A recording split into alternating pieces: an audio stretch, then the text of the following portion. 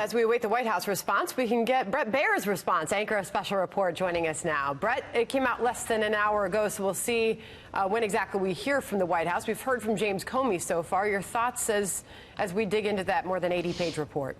Yeah, I've read through it, Sandra. Good morning. Good morning. Everything John said was accurate. That is true. And it is true that James Comey is essentially crowing about avoiding an indictment from the Department of Justice, which is a little rich if you think about it, going back to everything that the former FBI director said as FBI director, kind of portraying himself as this man of the law who follows the rules and who is this pillar of fortitude, if you will, in all of his testimony. I mean, if you go into this report in detail, it is not a good look for the former FBI director.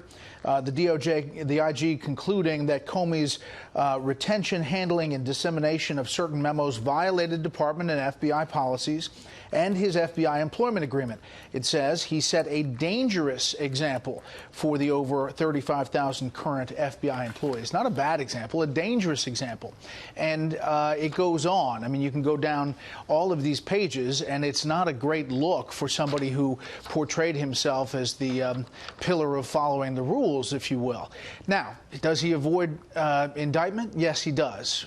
As John rightly points out, the IG has another big part of this investigation that has yet to come out, and that is the FISA abuse investigation and really the entire meat of the investigation of the investigators. So James Comey almost immediately responded to the report. I believe it was within minutes last hour that he tweeted this out, quoting the IG report, saying it found no evidence that Comey or his attorneys released any of the classified information contained in any of the memos to members of the media.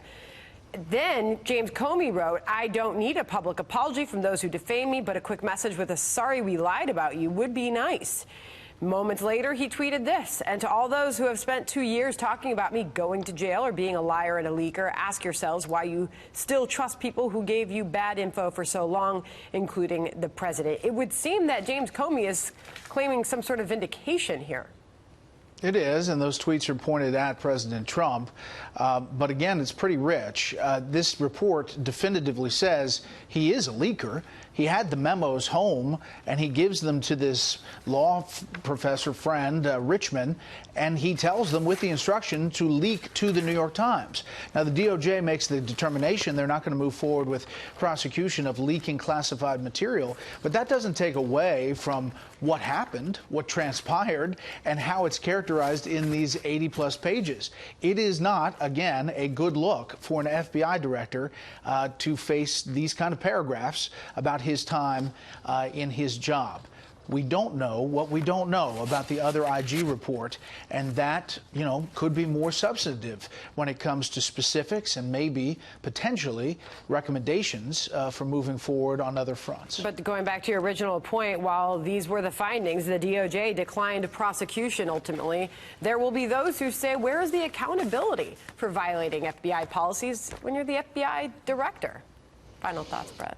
Exactly. I mean, listen, we get a lot of this where we get to the end of an investigation and people just say, okay, well, what happened? Where's the resolution? It happens up on Capitol Hill all the time.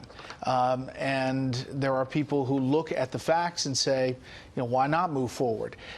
The prosecutors have to look at whether they can make a case that stands up and can be prosecuted effectively, or whether they don't think that they can do that. And they made that decision. Bret Baier, you have a lot to talk about. We'll see you on Special Report tonight, 6 o'clock. Thank you.